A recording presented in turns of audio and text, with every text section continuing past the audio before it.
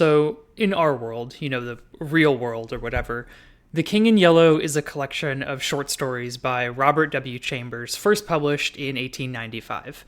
It's mostly remembered today for helping spawn the genres now called cosmic and eldritch horror.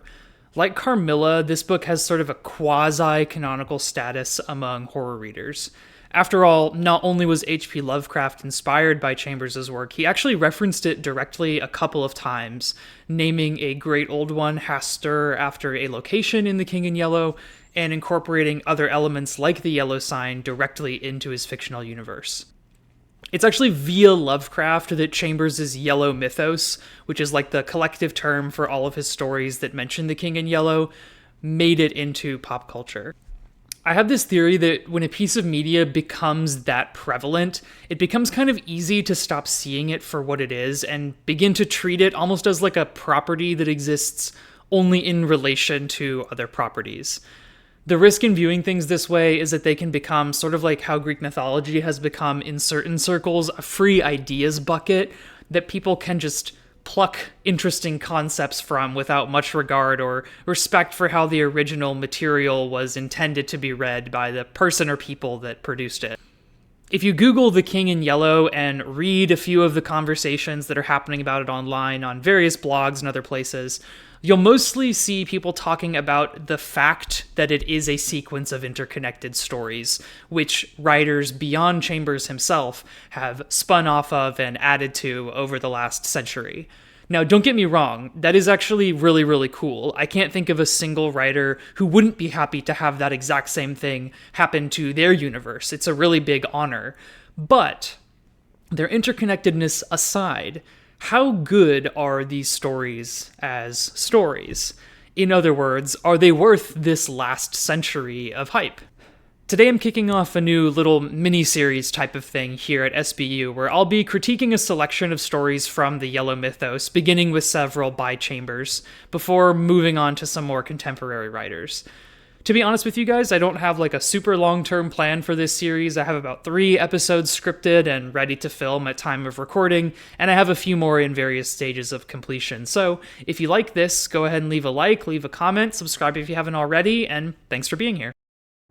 One morning in early May, I stood before the steel safe in my bedroom, trying on the golden jeweled crown.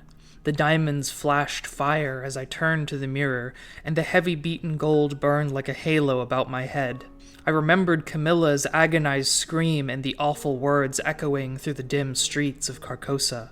They were the last lines of the first act, and I dared not think of what followed, dared not, even in the spring sunshine, there in my own room, surrounded with familiar objects, reassured by the bustle from the street and the voices of the servants in the hallway outside.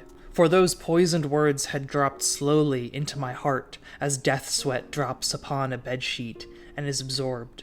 Trembling, I put the diadem from my head and wiped my forehead. But I thought of Hastur and my own rightful ambition, and I remembered Mr. Wilde as I had left him, his face all torn and bloody from the claws of that devil's creature, and what he said, what he said.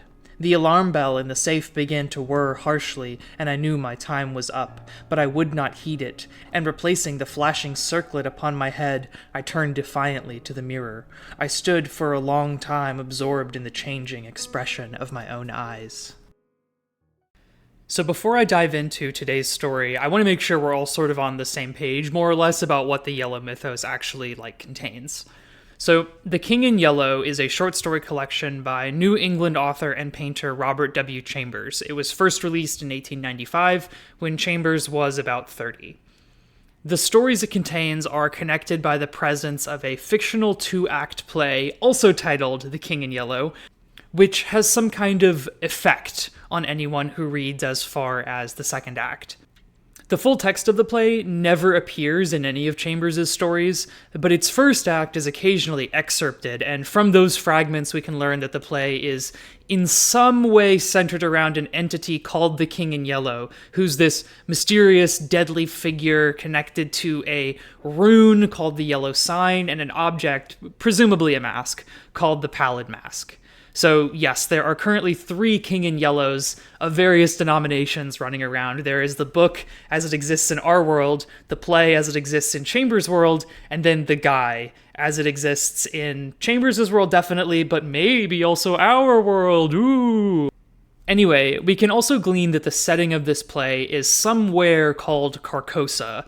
It is a city or planet or country whose sky is full of dark stars, including the Hyades, which is a real constellation, and Aldebaran, which is a real star, interestingly.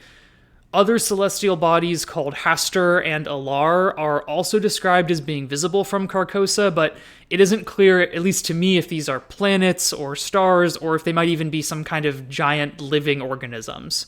There's also this lake called Hali near Carcosa that twin suns set into in the evening, and a pair of prominent towers that poke up behind one of Carcosa's moons. So the geography and the cosmology here are exceedingly strange. On one occasion, a character even describes additional celestial bodies being connected by lakes. So a very, very weird place. Although the play's author is never named and his place of origin isn't given, we at least know that the play must have been written in-universe in the very early 1900s, based on when some of the stories that we're going to be taking a look at take place. Finally, we know that the contents of the play are nothing overtly scandalous. There's no grotesque violence or gratuitous sex. There's no denunciations of any really widely held values. Instead, it seems that the play contains some sort of simple but undeniable fact that just breaks the human brain, which has led governments around the world to try to censor it and ban its import entirely.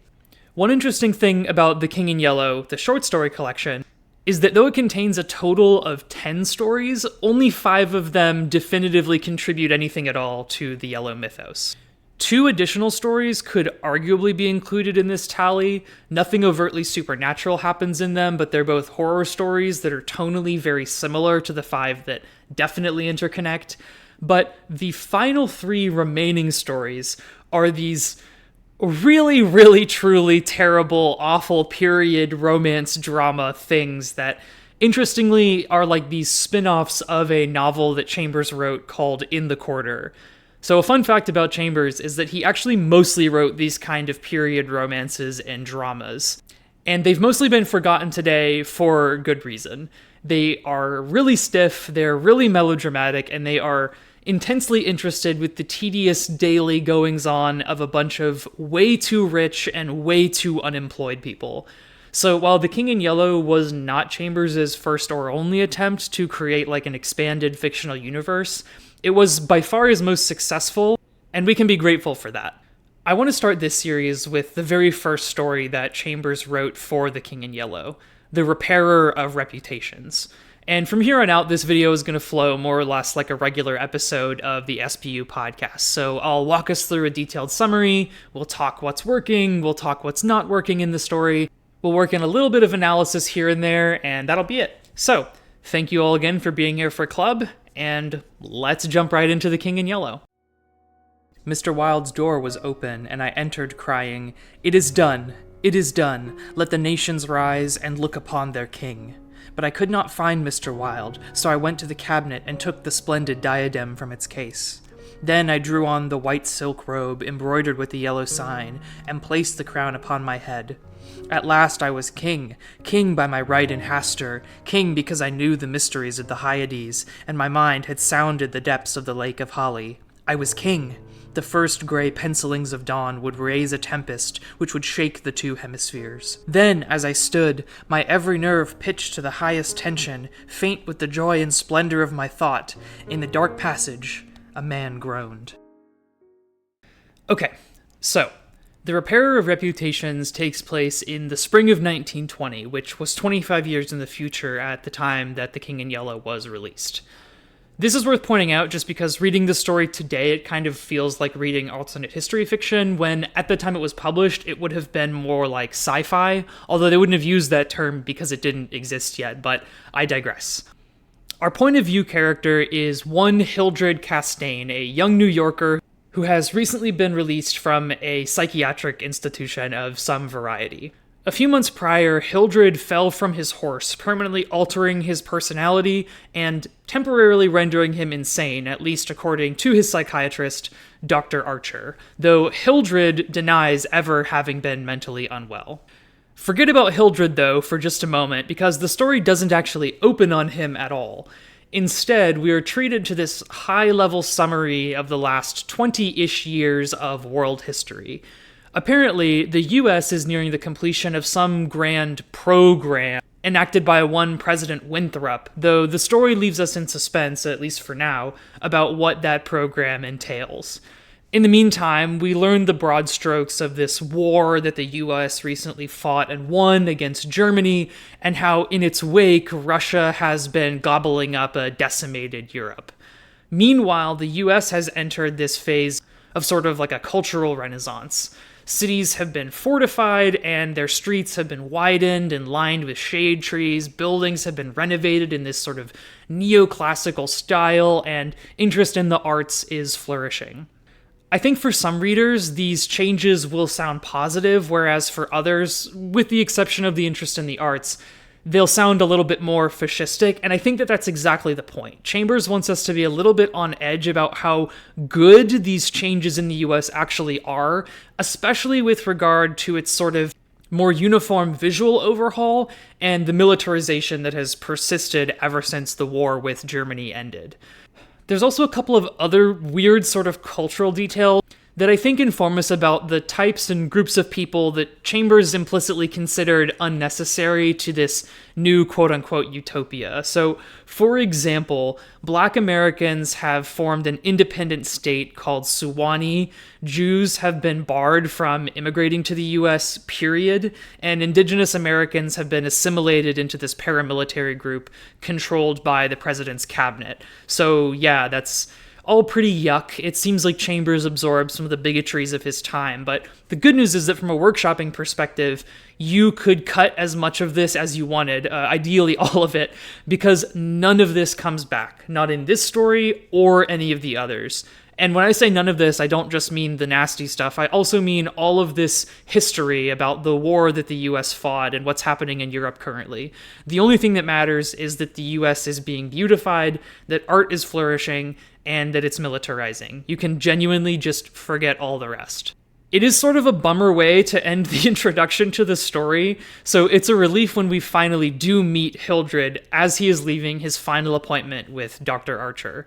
So Hildred believes that the fall from his horse altered his personality, yes, but for the better, and that Dr. Archer owes him an apology and a refund for having kept him in his facility for so long. But we catch Hildred as he is failing to get that refund, and so he's kind of brooding, thinking about the King in Yellow as he is wandering through the streets of New York. While he's reflecting on the play, which he managed to obtain and read while he was being cared for, he talks about the fact that he didn't actually want to keep reading it after a certain point, but it made him do so against his will, basically.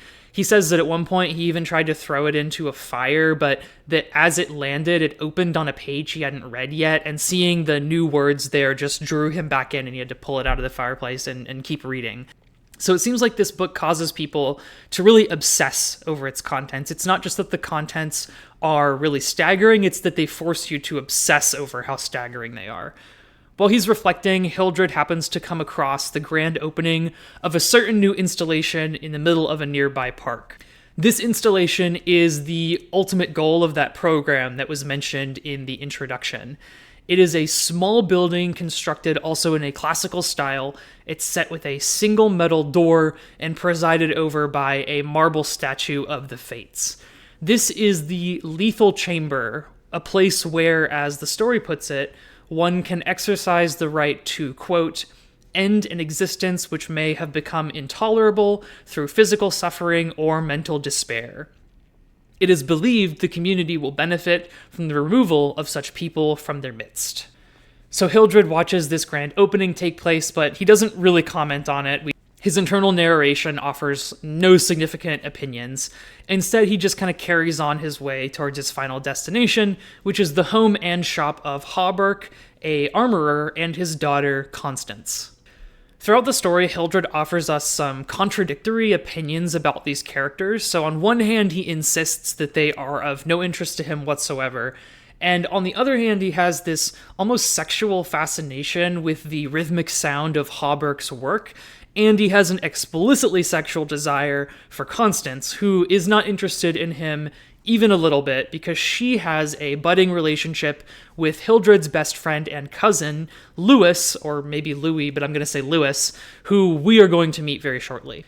So Hildred chats with the pair for a while, and the conversation pretty quickly turns to the subject of Hawberk's upstairs neighbor, who is this guy named Mr. Wilde. Hawberk and Constance, and Lewis as well, all think that Mr. Wilde is insane, but Hildred insists that Mr. Wilde is not insane. He, in fact, is the purveyor of all manner of knowledge that he should not be able to have, and yet he does, which is a testament to his incredible genius. Anytime somebody tries to deny this, Hildred becomes enraged, but he always manages to keep it inside. He becomes very quiet and tense, and it's genuinely very scary. Kind of out of nowhere, while they're talking about Mr. Wilde, Hildred says, okay, well, if you don't believe that Mr. Wilde really knows all this shit, then what you should do is go look in a trash heap in a certain corner of New York, and you'll find a piece of a valuable armor set that has been missing for hundreds of years. And Mr. Wilde told me that you'll find it there, so go and look and see. With that, Hildred excuses himself and goes upstairs to meet with Mr. Wilde. He lives in this gloomy apartment with his cat, who he is constantly attacking to provoke him. Like, literally every time we see Mr. Wilde, his face is covered in bloody scratches because he keeps prodding the cat until it attacks him. It's very weird. But Mr. Wilde calls himself the repairer of reputations, and he keeps this ledger of all the important people who have called on his services, how much it cost to repair their reputation, what they did to injure their reputation, and the day that he repaired their reputation on. Now, if you're anything like me, you might be wondering, how does he actually repair these reputations? How does he sweep whatever embarrassed them under the rug and make sure that they are continued to be perceived favorably, both in public and among their friends? Well, the story doesn't actually ever tell us that. It keeps it very obscure, which I think is probably wise, because to try to explain this, I think, would really stretch one's ability to suspend one's disbelief. So just kind of saying that he's able to works well, and also helps cue to us that we are being invited to question any and all of what we learn from Mr. Wilde. So maybe he actually does control a vast network of blackmailers, as he claims, or maybe he doesn't and is deluded or is tricking Hildred. We'll see which of those theories is the most viable going forward. Another thing to note about Mr. Wilde is that he claims that his employees operate at every conceivable level of society. And according to him, he has the power to topple the United States within 48 hours, something that he plans to do soon with Hildred's help. Hildred is totally bought into all of this, and he's actually concerned for Mr. Wilde's safety. He believes that somebody might try to betray and assassinate him, but Wilde claims that he is so powerful that his knowledge about other people is so total that he's basically untouchable. And again, as readers, we are invited to be skeptical of as much of this as we would like to be skeptical of. While we do, on 2 occasions during the story, see characters come by and attempt to purchase Mr. Wilde's services, it could always be the case that these people are deluded themselves, or that they are very gullible. We don't really know, and that's kind of the point. So while Hildred and Mr. Wilde are talking, Hildred picks up this folio that he's read hundreds of times. Every time he's come over to Mr. Wilde's place, he reads this thing. And it's called The Imperial Dynasty of America.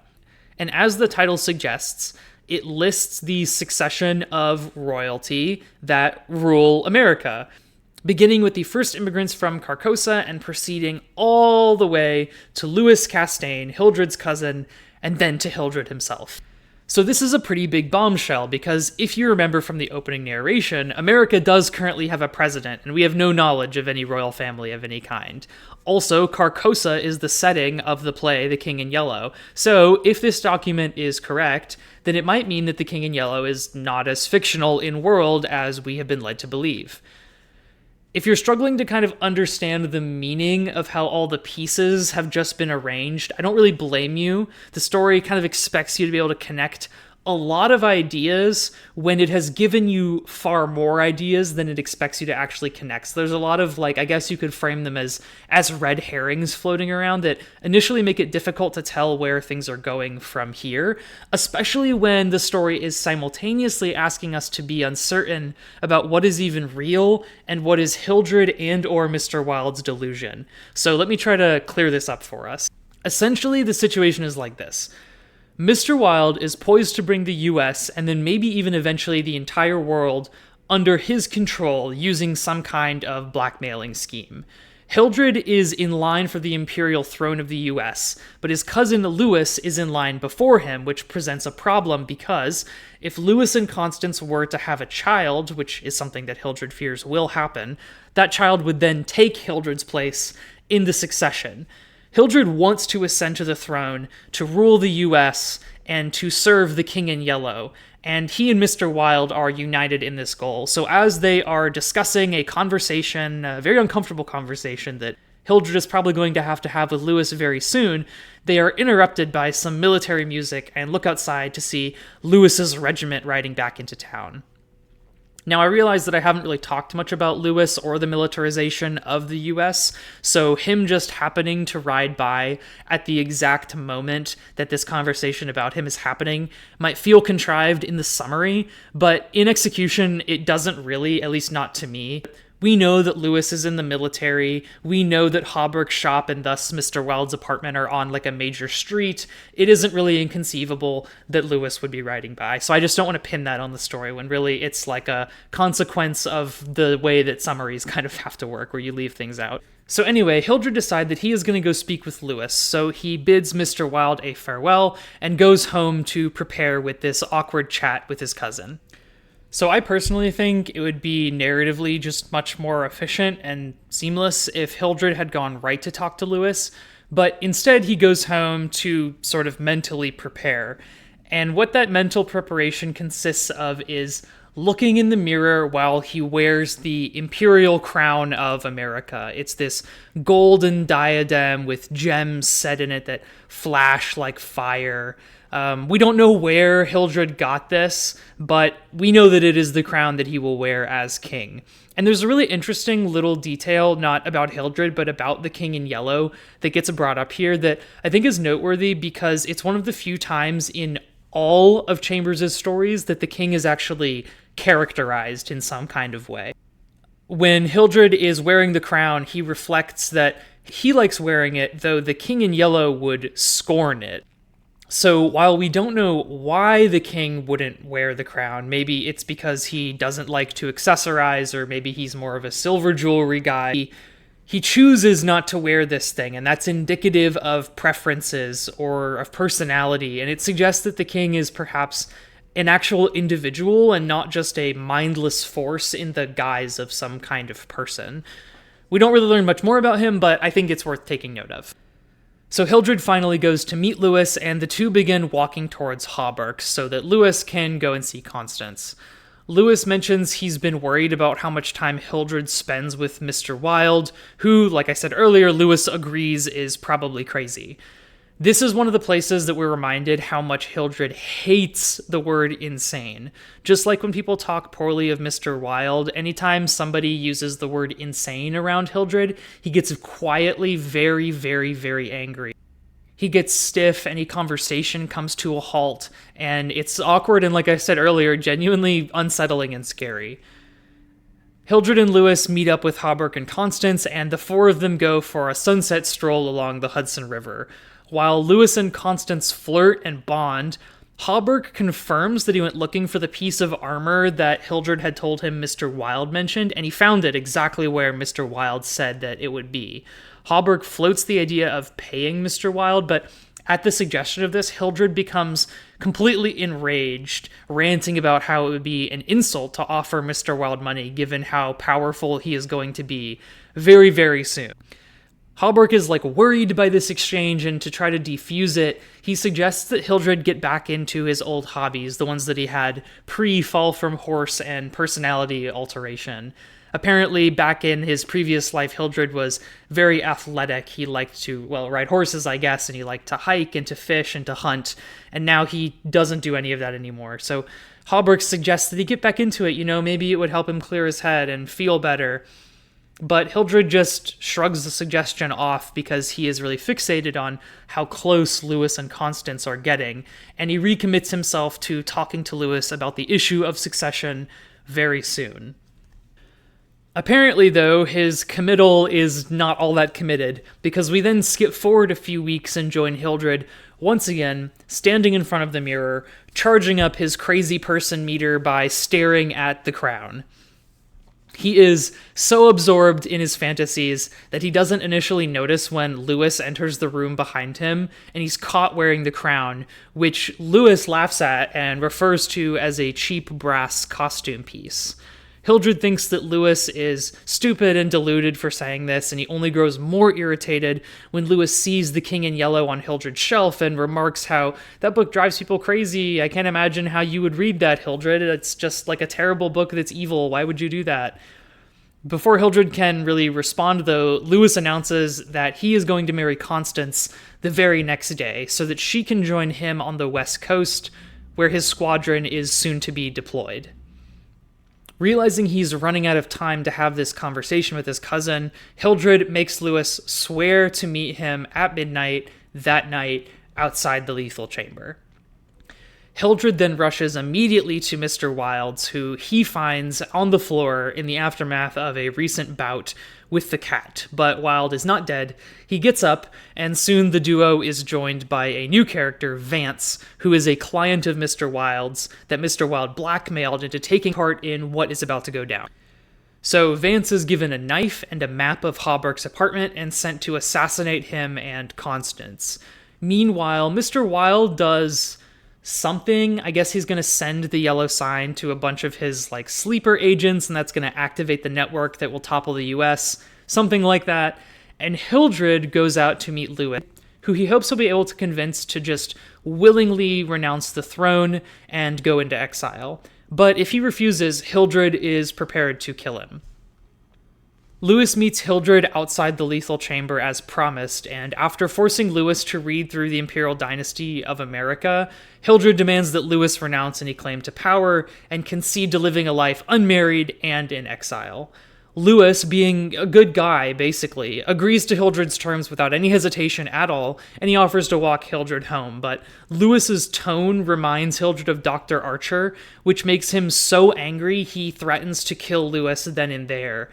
They probably would have fought if not for, at that exact moment, Vance running into the park, blade in hand. It seems like there might be an even bigger scuffle, but without a word, Vance runs right past both of them and plunges into the lethal chamber, where he disappears. Assuming that Constance and Hawberk are dead, Hildred runs off at a sprint back towards Mr. Wilde's apartment. Lewis gives chase, but splits off from Hildred and goes down into Hawberk's shop when Hildred goes up to Mr. Wilde's.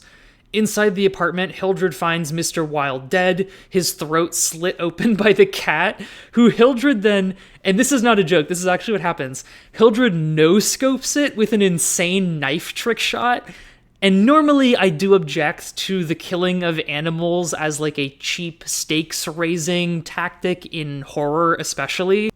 But the throwing knife is just so cool and so out of nowhere, I genuinely can't even be mad. He literally spins around and throws the knife directly into the cat as it's running into a pitch black hallway. It's kind of great. But anyway, Hildred sees that Mr. Wilde is dead and realizes that he has no idea how to command this vast blackmailing network that Mr. Wilde allegedly controlled and that formed the base of their shared power. Unable to decide what to do next, Hildred freezes up, which gives the police, Lewis, Hawberk, and Constance time to burst into the apartment and tie Hildred up and drag him away. The story ends with an editor's note, which reads as follows. Editor's note. Mr. Castaigne died yesterday in the asylum for the criminal insane. I love how these older horror stories just can't help themselves but tack some kind of paratextual reference onto the ends of their fiction. it's like if you look at it too closely, you realizes that it sort of ruins the integrity of the thing as a short story, because it implies that this short story, which is very, very clearly crafted as a short story and not as a letter and not as a chronicle or a history or something like that. And it implies that it exists in the world of the story on paper, and that an editor then tacked this editor's note onto it, which of course raises the question, who is the editor? Why are they attaching a note? Are other people intended to read this in world? Like I said, it totally just doesn't make any sense. And you have to ignore it, because if you focus on it too much, then the story, it disintegrates between your fingers, and we can't have that. So anyway, let's talk about the good stuff. During my convalescence, I had bought and read for the first time The King in Yellow. I remember after finishing the first act that it occurred to me that I had better stop. I started up and flung the book into the fireplace. The volume struck the barred gate and fell open on the hearth in the firelight. If I had not caught a glimpse of the opening words in the second act, I should never have finished it. But as I stooped to pick it up, my eyes became riveted to the open page, and with a cry of terror, or perhaps it was of joy so poignant that I suffered in every nerve, I snatched the thing out of the coals and crept shaking to my bedroom, where I read it, and reread it, and wept and laughed and trembled with a horror which at times assails me yet. This is the thing that troubles me, for I cannot forget Carcosa, where black stars hang in the heavens, where the shadows of men's thoughts lengthen in the afternoon, when the twin suns sink into the lake of holly, and my mind will bear forever the memory of the pallid mask. I pray God will curse the writer, as the writer has cursed the world with this beautiful, stupendous creation, terrible in its simplicity, irresistible in its truth, a world which now trembles before the King in Yellow. Okay, I lied actually, because I forgot what order I had put things in the script. Before we talk about what's working, let's talk about this. So to be right to the point, is the King in Yellow real or not? Like, is the book magic? And if it is, does it reveal some intolerable, undeniable truth? Or does it just drive the reader insane? And what about if it isn't magic? How much of the events of the story are really just in Hildred's head?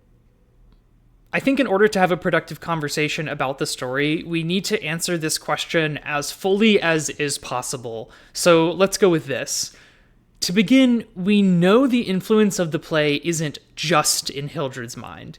So unless the entire story is made up by Hildred, like the story as in The Repairer of Reputations, a conclusion that I'm going to throw out because frankly it's lazy and not fun, then the book must do something, because it also affects Mr. Wilde, as well as characters in later stories, in the same exact way that it affects Hildred.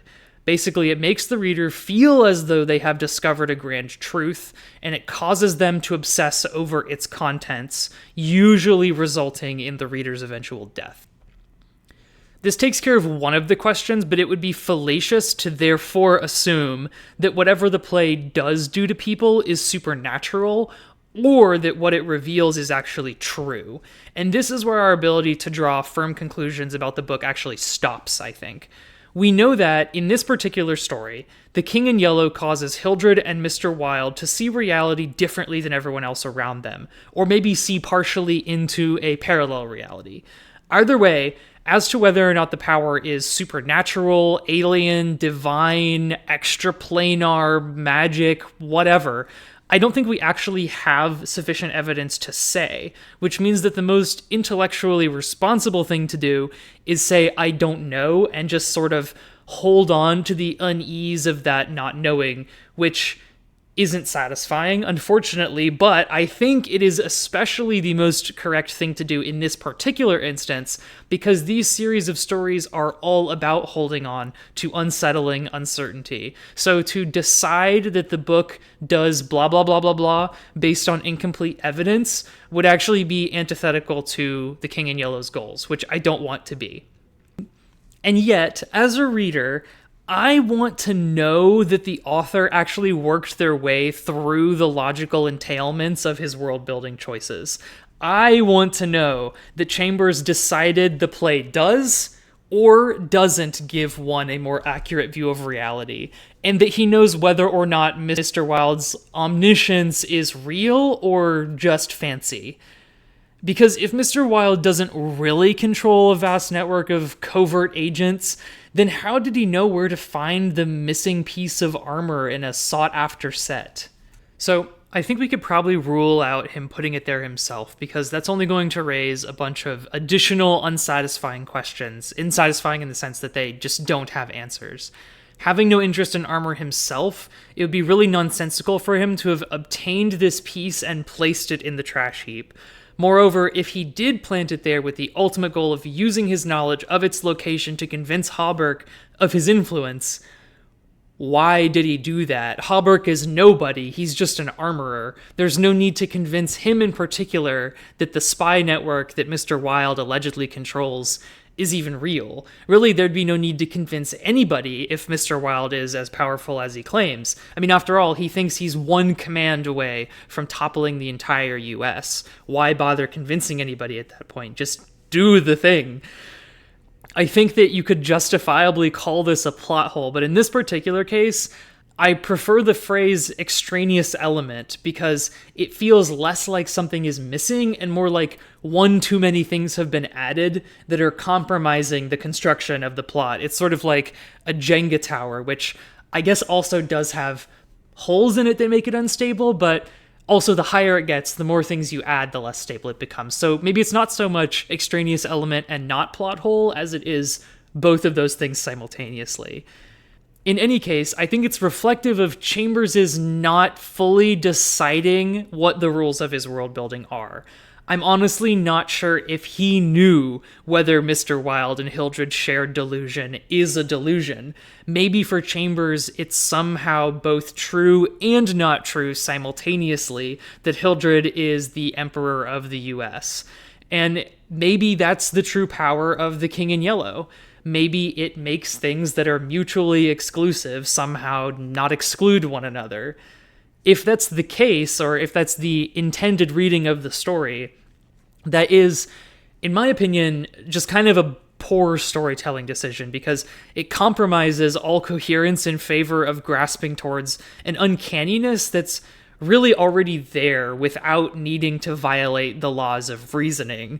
A lot of people will disagree with me on this point. I'm sure they'll say that the illogical nature of it is exactly what makes it scary, but I stand by my opinion on this. As soon as you start arguing that a story doesn't have to make sense because it deals with ancient horrors beyond human comprehension, you've given yourself as a writer or as a reader license to stop making any sense altogether. And you give your audience permission to check out. I mean, you give yourself permission to check out too, quite frankly, because if events are arbitrary, why should anybody be invested in them? All of that said, though, I think there's one interpretation of this whole armor business that can kind of solve this problem. I think that what The King in Yellow, the play, actually does to its readers is give them false knowledge, sprinkled with a little bit of truth.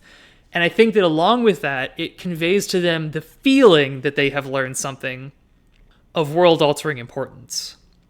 That might sound sort of counterintuitive at first, but it is actually possible to feel like you have learned something and not actually learn anything. The little bit of truth is crucial in this arrangement because it lets those affected by the book feel justified in all of their beliefs. Meanwhile, the feeling of having received truth is what causes readers to begin behaving erratically, sensing, that they understand something that others don't. They self-isolate and they self-aggrandize, as we saw in this story and will continue to see going forward. So that's sort of one half of the King in Yellow puzzle solved, right? The book does something, that's for sure. What it does is maybe a little bit ambiguous. The other half of the puzzle then is, what does the book symbolize, right? It would be all but impossible to write a story that contained an object of this immense power and not have it symbolize something. In the very brief, very effective introduction to my copy of The King in Yellow, Nick Pizzolatto, who wrote the first season of True Detective, interprets The King in Yellow, the play, as commentary on storytelling's ability to change us.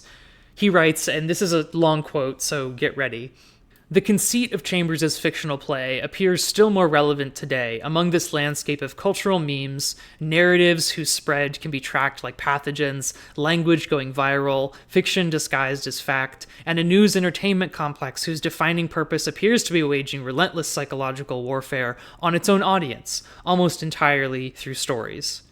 As we're all too aware since the world started living on our phones, stories can without much effort induce apoplectic rage or shattering fear. Language can also absolutely drive a person insane. I intend no euphemism. I'm talking stark raving mad. A configuration of language can demonstrably trigger mental illnesses for individuals whose psychologies were stable prior, but unknowingly receptive to that sort of stimuli. Books of supposedly secret knowledge and magic have this sort of reputation, and in my experience, it is earned. So, while I do think it's funny that kind of what we have here is a writer who wrote a story that was so well written that just reading it, you can't help be forever changed by its contents, and then another writer coming along and writing an essay about how awesome writing is, using the original writer's writing about good writing as supporting evidence. But all of that aside, there is a real phenomenon being described here.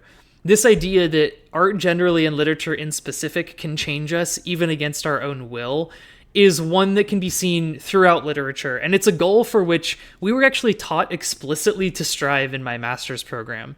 To be clear, we were taught to use that power for good, right? Like, we were taught that because literature can change people, we should be really, really careful about what we write, and in particular, what we choose to publish. But anyways, if you've watched this channel before, you might already be thinking about Rilke's archaic torso of Apollo, or his Duino elegies, or his sonnets to Orpheus. But for the sake of variety, I'm just going to flash a different poem up on the screen now. This piece by Mary Jo Bang is about a speaker who's having such an intense experience encountering art and literature that it changes her life in a really crucial moment.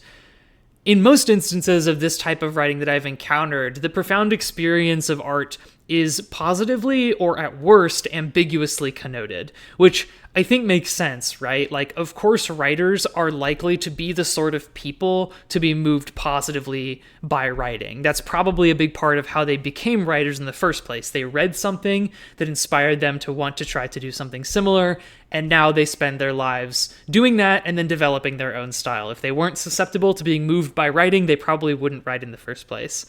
But The King in Yellow as a set of stories has a different interpretation. It asks us, what if the commingling of text and reader could produce something wrong? During my undergrad, I read Emily St. John Mendel's Station 11, which is this 2014 horror novel about a global pandemic that, and this isn't a joke, it preyed on some anxieties I was having at the time, and it triggered a series of mental health episodes that genuinely altered the course of my life. Looking back on it, it's easy to see that. At the time, I didn't fully realize what an impact it was having. And some of you are probably saying, I've read that book, it's not that scary, I completely forgot about it.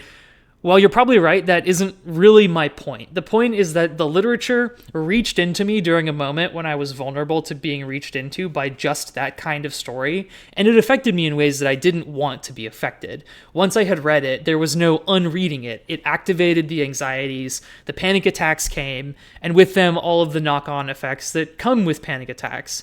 Those of you who have struggled with them will know exactly what I'm talking about. It's the being afraid to be in public, being kind of on edge around friends, right? Not wanting to embarrass yourself or them, not wanting to think about the things that trigger your panic attacks because even just thinking about them might then trigger one. All of that because of some book that I read. So The Repairer of Reputations is playing around with ideas of literature that changes you /neg, which is a very real thing and very worthy of being commented upon. It's great, but like, so what, right? And I kind of hate to do an outright critique before I've even gotten to the stuff that's really working well in the story, but I've worked myself right up to the edge of one. I don't think it makes sense to come back to it later. So I'll say this. The story plays on fears of being affected by something against our will, but it doesn't really do much to like explore or comment on that phenomenon. The story just kind of says like, hey, wouldn't it be really scary if that happened? And yes, I agree that it would, and I don't just agree, I really felt that agreement as I read the story. It is a competent horror story, so point taken. But it does fall a little bit short, I think, in the literary department. It doesn't have much to say about the harm that a well-placed and poorly intentioned story can do. It just kind of shows an example of it happening, if you understand the distinction. I seized the tallow dip and sprang to the door. The cat passed me like a demon, and the tallow dip went out, but my long knife flew swifter than she, and I heard her screech, and I knew that my knife had found her. For a moment I listened to her tumbling and thumping about in the darkness, and then, when her frenzy ceased, I lighted a lamp and raised it over my head. Mr. Wilde lay on the floor with his throat torn open. At first I thought he was dead, but as I looked, a green sparkle came into his sunken eyes, his mutilated hand trembled, and then a spasm stretched his mouth from ear to ear. For a moment my terror and despair gave place to hope, but as I bent over him his eyeballs rolled clean around in his head, and he died. Then, while I stood, transfixed with rage and despair, seeing my crown, my empire, every hope and every ambition, my very life, lying prostrate there with the dead master, they came, seized me from behind, and bound me until my veins stood out like cords, and my voice failed with the paroxysms of my frenzied screams.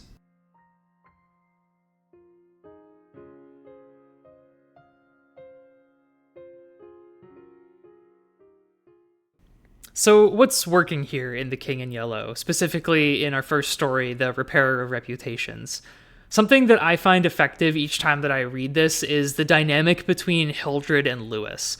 There are cues that before his accident, Hildred and Lewis were actually pretty alike. They were both athletic, charming, high society men of leisure, but because Hildred thinks of his personality as an improvement over his old one, he now looks down on Lewis, referring to him as boyish, which is both an insult and I think a suggestion of jealousy.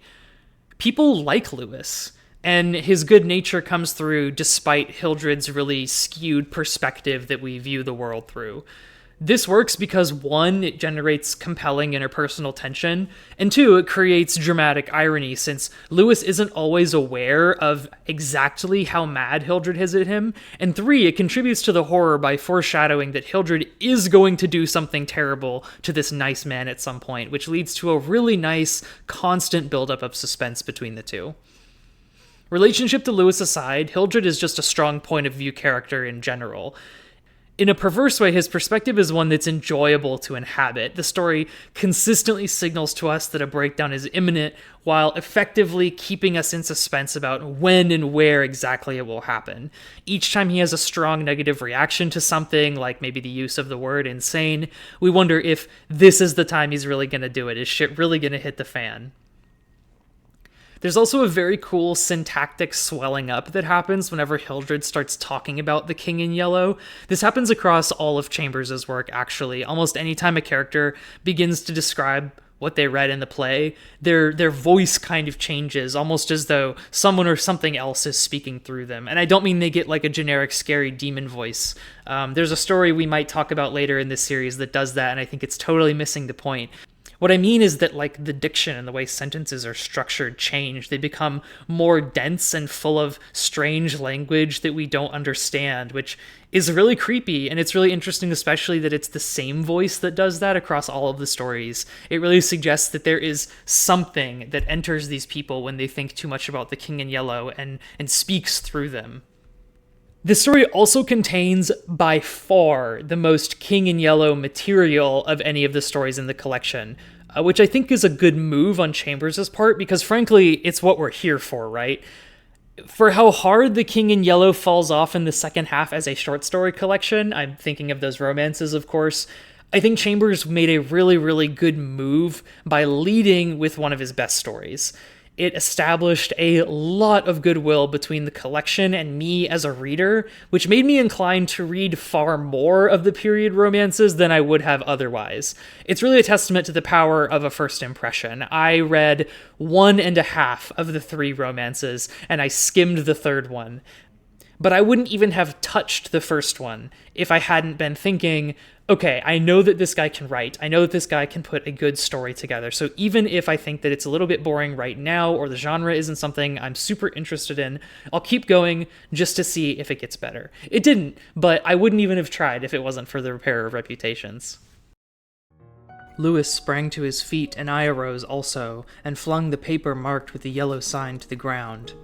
"Oh, I don't need to tell you what I have to say," I cried, with a laugh of triumph. "You must renounce the crown to me, do you hear? To me!" Lewis looked at me with a startled air, but recovering himself said kindly, "Of course I renounce the... What is it I must renounce?" "The crown," I said angrily. "Of course," he answered, "I renounce it. Come, old chap, I'll walk back to your rooms with you." "Don't try any of your tricks on me," I cried, trembling with fury. "Don't act as if you think I'm insane." "What nonsense," he replied. "Come, it's getting late, Hildred." "No," I shouted. "You must listen. You cannot marry. I forbid it. Do you hear? I forbid it. You shall renounce the crown, and in reward I grant you exile. But if you refuse, you shall die." So that's the good stuff. But just because there's relatively few specific things I was able to pick out doesn't mean that I hate this story, not by a long shot. You know me, I'm very particular. I have very specific tastes when it comes to storytelling, and I have lots of ideas about how stories can be better. So as we get into the critiques, keep in mind that these are all coming from a place of somebody who really enjoyed this story, really enjoyed the broader Yellow mythos, and is excited to explore ways that I think that it could be made an even stronger set of stories. That said, I will start out with kind of an insult, because the opening sentence of this story is a total snooze fest.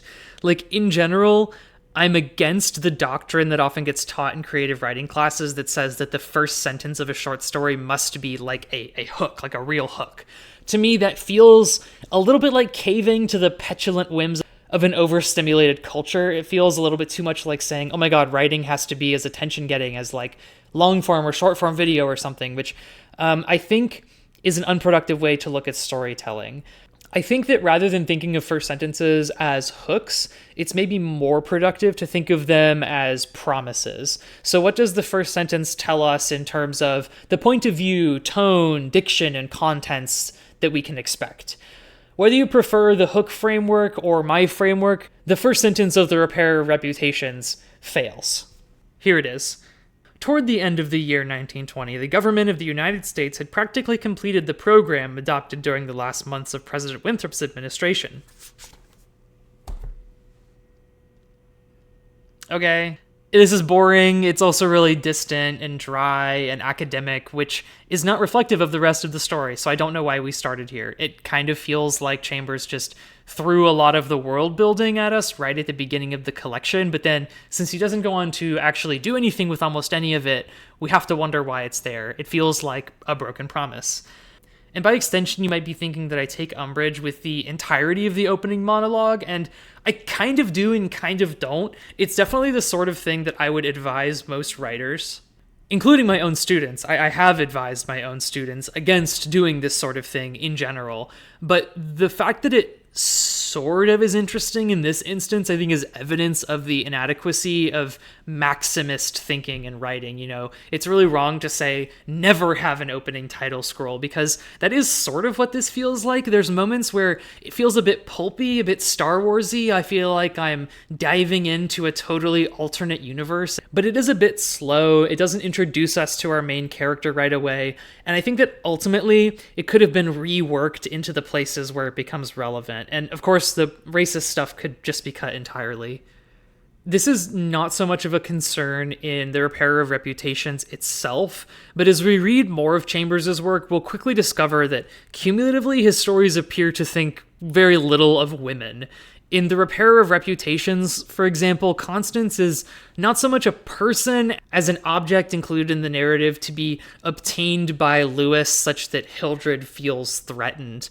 It wouldn't be hard to imagine that in a different story, Constance could just be the crown, right? Like, she kind of serves a similar purpose. She is the thing that prevents Hildred from ascending to the throne, at least in his mind. She exists for their character arcs, in other words, and not for her own. I will say that she and Lewis, the two times that we see them interact, genuinely seem sweet on each other, and that's kind of nice. Even if Constance comes across as sort of blushy and vague, it's nice to see that they're going to have what we can assume will be a happy life together. While we're on the subject of characters who maybe haven't aged so well, let's talk about Mr. Wilde. So in literary terms, Mr. Wilde is what you could call a grotesque. A grotesque is like an archaic character archetype, usually someone very ugly who might also be disabled in some way, as Mr. Wilde is. I didn't mention this in my summary, but Mr. Wilde wears a pair of prosthetic ears, and one of his hands is missing all of its fingers. I'm mostly familiar with grotesques via the German literary tradition, where they're often in tune with or in some way foreshadow the presence of the supernatural. This is, of course, also the case with Mr. Wilde, who seems to know more about the history of the American Imperial dynasty, as well as how and when to deploy the yellow sign to command people, than Hildred does. Mr. Wilde is very much the mastermind behind the scheme. Still, as much as there may be like a precedent for characters like Mr. Wilde, as much as he might be part of a literary tradition, he still is making, or rather via him, the story is making, the implicit suggestion that those who are unusual in appearance or are disabled are so capital O other as to have a connection to a literal non-physical world. And I just think that that's gross. It makes me glad we don't really see this kind of trope as much today. We certainly have plenty of problematic tropes that continue to be abundant, but I think this one is mostly gone. I'm glad for that. Instead of grotesques like Mr. Wilde, today we have characters like Lightlark's Remlar giving us random information that may or may not be true. Seriously though, I think the existence of grotesques in the first place maybe kind of reveals something interesting and troubling about human psychology. I don't know this for certain, but if I were to take a guess at the origins of the trope, I'd suppose it comes from people encountering individuals whose appearances shocked or maybe disgusted them, which then caused them to create a mental barrier between themselves and the object of that shock. So the person, they created a sort of veneer of otherness, thinking, oh, this person is so different from me as to be practically supernatural. I'm not like that. I could never be like that. And thus, that problem gets then replicated and repeated in literature. And the irony of it, of course, is that, first of all of us are ugly according to someone, and that even those of us who weren't necessarily born with disabilities are almost certain to become disabled at some point in our lives, whether because of injury or age. All that to just circle back around to what I said a minute ago, which is that I'm glad that this trope is gone. We still have plenty of other problematic ones, but I don't see this one so much anymore, and I think that that's good. We've also got to talk about the lethal chamber. We've already talked about the misogyny and ableism implicit in this story, so I don't really want to talk about self-harm as well, but I can't not at least acknowledge it. So suffice it to say that it feels like a little bit of both a mistake and a missed opportunity to introduce a concept like the lethal chamber, only to use it as an extremely disposable plot device. Yes, Vance throwing himself into it does emphasize the horror that interacting with the King in Yellow evokes in some people, but I kind of think we were already pretty clear on that point. There's also a tantalizing bit of unresolved foreshadowing surrounding the chamber. So when we're introduced to it at the very beginning of the story, the military man that's presiding over the ceremony lets it slip that there's soon to be a lethal chamber in every town in America, which feels like it could be suggesting any number of things, including that when the King in Yellow's emissary on Earth comes to power, those chambers will be getting a lot more use all of a sudden. Unfortunately, we'll never know if that or any other implication was intended, because none of Chambers' future stories pick the idea back up again. We do eventually find out where that statue of the Fates that's in front of this particular lethal chamber came from, but the chambers themselves will not feature again. So finally, we'll treat this last one as kind of a half critique, because if this is our first time reading through the collection and we haven't yet encountered the other stories, it wouldn't necessarily be fair to pin this problem on the Repairer of Reputations in particular, but I have not read only the Repairer of Reputations. I have read the whole book except for the romances, and so I know that this problem is not going to be addressed, so I'll go ahead and say it now. And the problem is this. I would like to be able to say more about the locations mentioned in The King in Yellow, the play. So Carcosa, the Hyades, the Lake of Holly, how they might comment on or connect to the version of New York City that we see in Repairer of Reputations. What maybe they represent symbolically, any of that. But I just genuinely, I can't. The King in Yellow, the collection, does not give the reader sufficient information to draw any useful conclusions about these locations whatsoever. I mean, we could speculate forever about what the Deem is, or how it may or not be related to Yatil, or we could make up our own answer, which is the favorite solution of writers that we'll be reading later, but for the purposes of this video, the goal of which is to talk about the repairer of reputations, it does sort of feel like Chambers never made these locations accessible to us, and that isn't a problem the first time that you read them. For some people, the opportunities that gap between the information that we're given and our ability to understand it creates, is itself the appeal of these stories. Chambers throws around some creepy, difficult-to-pronounce words and implies that they have extremely profound, if unseen, influence over our world, which is unsettling and it gets the imagination going, but others, myself included, are going to be left wanting a little bit more. Not a lot more, mind. While I find the abstract descriptions of Carcosa and the Lake of Holly and the mysteries of the Hyades, blah blah blah blah blah, pretty evocative, like I said, the first time around in the Repairer of Reputations, the more that they get repeated in successive stories without really adding in any information or revealing anything new about them to us, the more threadbare the language becomes. It begins to feel like a stitched-together collection of these contextless, dull phrases. It was, I remember, the 13th day of April 1920 that the first government lethal chamber was established on the south side of Washington Square, between Wooster Street and South Fifth Avenue. The block, which had formerly consisted of a lot of shabby old buildings used as cafes and restaurants for foreigners, had been acquired by the government in the winter of 1898. The French and Italian cafes and restaurants were torn down. The whole block was enclosed by a gilded iron railing and converted into a lovely garden with lawns, flowers, and fountains. In the center of the garden stood a small white building, severely classical in its architecture and surrounded by a thicket of flowers. 6 Ionic columns supported the roof, and the single door was of bronze. A splendid marble group of the Fates stood before the door, the work of a young American sculptor, Boris Yvain, who had died in Paris when only 23 years old. The governor was finishing his reply to the short speech of the Surgeon General. I heard him say, "The government has seen fit to acknowledge the right of man to end an existence which may have become intolerable to him, through physical suffering or mental despair. It is believed that the community will be benefited by the removal of such people from their midst. Now the government has determined to establish a lethal chamber in every city, town, and village in the country. It remains to be seen whether or not that class of human creatures, from whose desponding ranks new victims of self-destruction fall daily, will accept the relief thus provided." So how to conclude this thing? Well, everybody seems to have a different interpretation of what The King in Yellow, the play, represents, and so to close out our inaugural episode of this mini-series, I might as well throw mine on top of the pile. I do really resonate with Nick Pizzolatto's that it's a manifestation of this idea that encountering art can change us for better or for worse, in either case against our will. I think that that's a really cool read. For me, though, I think the play represents something a little more specific.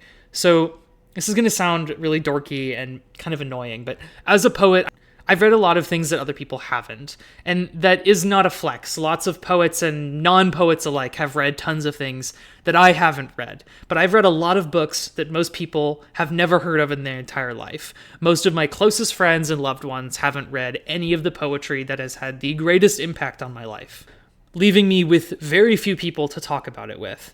When I was in the MFA, there was at least a chance a classmate would have read this or that collection, or that someone would be willing to discuss the subtle but important distinction between the lyric present and the lyric moment, but now, not so much, not even in the local writing group.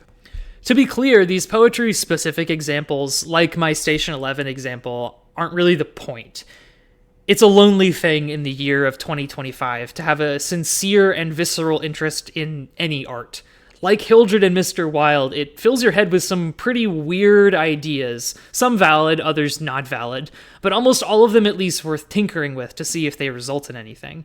And if this openness to the experience of art, which takes time and vulnerability and reflection and frankly sometimes emotional turmoil, is rarely rewarded in ways that help keep you alive, right? It doesn't make money for most people. It doesn't produce food. It doesn't get them to work, etc.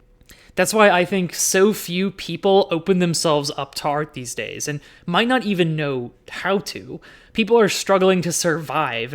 And at the end of a long workday that might consist of 2 or even 3 shifts across multiple part-time jobs, who in Carcosa has the energy to sit down with Rilke's Duino elegies and ponder the nature of angels? It sounds ridiculous.